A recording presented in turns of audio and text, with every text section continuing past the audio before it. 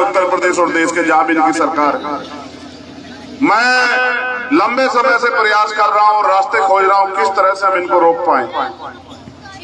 प्रकृति ने हमें अवसर दिया, पूरे उत्तर प्रदेश में चुनाव हुआ और किन्हीं कारणों से दोबारा से सत्ता में आ गए। पूरे उत्तर प्रदेश में अवसर नहीं है, लेकिन खतौली में अवसर है। खतौली के लोग अगर चाहें तो 8 महीने बाद उनको जो पुनः गलती सुधारने का अवसर मिला वो उसको सुधार सकते हैं। बात विधानसभा की नहीं है, बात है संदेश की। जो भारतीय जनता पार्टी सिर्फ धर्म की, हिंदू मुसलमान की राजनीति कर रही है, मैं आपसे पूछना चाहता हूं, आप ये सोचिए कि उत्तर प्रदेश में आपके बच्चों को रोजगार कहां से मिलेगा। किसान कमेरे लोग मेहनत करके अपने खून पसीने कमाई से अपने बच्चों को पढ़ाने का काम करते, अपना मकान बनाते हैं, और सोचो वो मकान गिर जाए। आपका बच्चा भी आपका मकान है, जिसको आपने इसलिए तैयार किया कि आने वाले समय में आपको छांव देगा, आपकी बुरे समय में आपकी ताकत बनेगा, आपकी हिम्मत बनेगा, आपका सहारा बनेगा। रोजगार नहीं, बच्चे सुसाइड कर रहे हैं।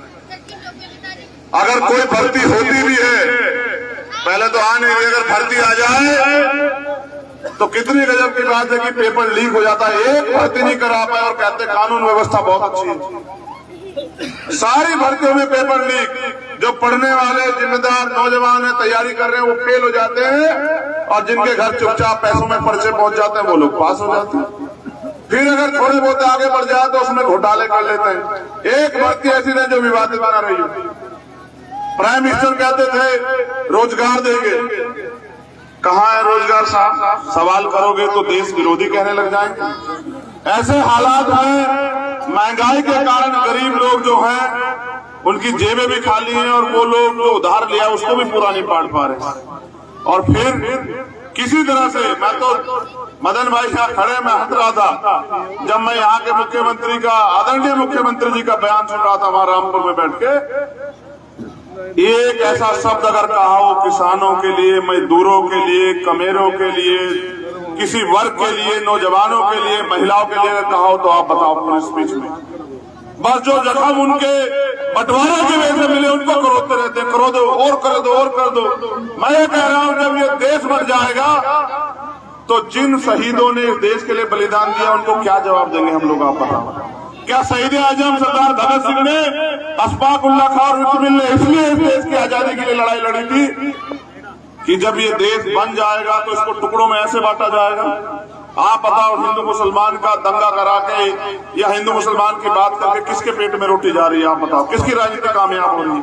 अगर आपकी हो रही है किसान को हो रही हो तो आप उनकी बातों में आ जाओ, और नहीं हो रही है तो याद करो अब तो सेना में एक बार एक कहा जाता था कि किसान खेत में जो है देश की, जिसको माँ कहते हैं धरती माँ, उसकी रक्षा कर रहा है, और किसान का बेटा जो है वो बॉर्डर पे जाके जो है सेवा कर रहा है। आज बताओ बॉर्डर पे आपके बच्चे जा रहे हैं नहीं जा रहे? पहले भर्ती होती थी, हर गांव से 5-4 किसान के बच्चे, कमेरों के बच्चे जाते थे और जाके देश के लिए शहीद होने के लिए तैयार रहते थे। आज कह रहे हैं 4 साल के लिए रख लो। भाई आप ये सोचो, देश की सुरक्षा के साथ तो खिलवाड़ कर ही रहे हैं, लेकिन नौजवानों के भविष्य के साथ भी खिलवाड़ कर रहे हैं। ये देश नफरत से नहीं, दिल जोड़ने से बनेगा।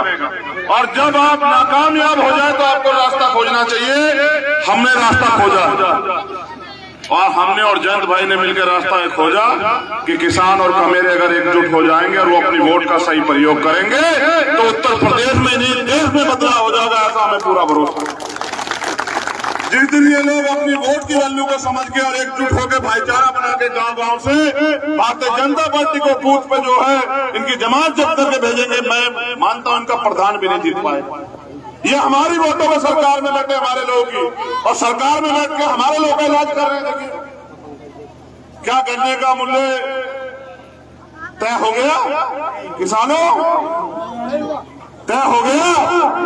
प्राइम मिनिस्टर झूठ बोलते हैं, और मैंने आज तक ऐसे प्राइम मिनिस्टर देखे जो आंख से आंख मिला के झूठ बोलते हैं, हाथ जोड़ के कह रहे हैं कि मेरी गलती माफ करो, बिल ले आया था, ये सब चीजें, एमएसपी गारंटी दे देंगे, मिली गारंटी। आपकी फसल तो सड़ रही है।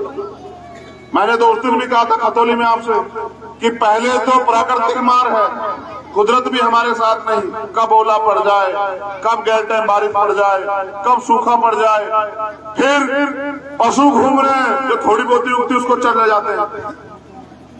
किसान खाली हाथ है, मुआवजे के नाम पे 2 रुपए 5 रुपए 10 रुपए ऐसा मजाक उड़ा रहे हैं किसान का मेरों का, जैसे इंसान ही नहीं है। सवाल कर नहीं सकते, बोल सकते नहीं है, ताले लगे हैं, सब चुप हो जाए। हम लोग चुप नहीं रहेंगे। हमने इलाज ढूंढा, इलाज ये है कि हम और जयंत भाई और अखिलेश जी मिलके उत्तर प्रदेश में एक नया परिवर्तन जो है करके दिखाएंगे, और उसकी मोहर जो है उसी खतौली, जिस खतौली में जो है नफरत को फैलाया गया, उसे खतौली से जो है मोहब्बत का पैगाम देके, भाईचारे का पैगाम देके, एकजुटता का पैगाम देके, गांव गांव को जोड़ के, और वहीं से इनको जो है चुनाव में हरा के हम जो ये पैगाम देंगे कि अब हम आपकी बातों में नहीं आने वाले। देश बर्बाद हो गया साथियों। अगर आप नहीं देख पा रहे हो, आप अपने बच्चों को पढ़ा रहे हैं, कोई सरकारी नौकरी बची है क्या? सारा तो सरकारी सिस्टम खत्म कर दिया, कुछ भी तो नहीं बचा है देश में। अब तो इनका बस नहीं चलता। ये कल आपके मकानों को, जमीनों को, मैंने तो देखा, आप अखबार पढ़ो, रोज इनके नेता किसी ना किसी गरीब की जमीन पे खड़े रहते हैं कि ये जमीन हमें कब जानी। ये इन लुटेरे से सावधान रहना है तो आपको अपने वोट का सही प्रयोग करना पड़ेगा। बड़े बड़े नेता यहाँ चुनाव लड़ाने के लिए आए हुए हैं, मैं उनका भी धन्यवाद करता हूँ। सब लोग डटे हुए मैदान में, इसलिए डटे हुए कि सब लोग चाहते हैं कि इस अन्याय से मुक्ति मिले। और मैं आपसे अपील करता हूँ, आदरणीय राठी जी यहाँ हैं, गौरपाल जी, भाई अमित कसाना जी, रविंद्र भाटी जी, हमारे जिला अध्यक्ष जगदीश पाल जी, रजत निठान, तमाम हमारे साथी निगम जी, विकास भाई, सब लोग मेहनत कर रहे हैं। विपिन, नितिन, तो मैं तो ये कह रहा हूँ नितिन, तुम्हारे बूथ से भारतीय जनता पार्टी की जमानत जब्त होकर जानी चाहिए। ये तैयारी करके रखना मेरे।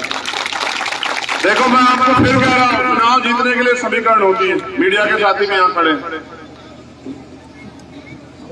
भाई हमारे नितिन जो खड़ा है, भीम आर्मी के जो लोग खड़े, आजाद समाज पार्टी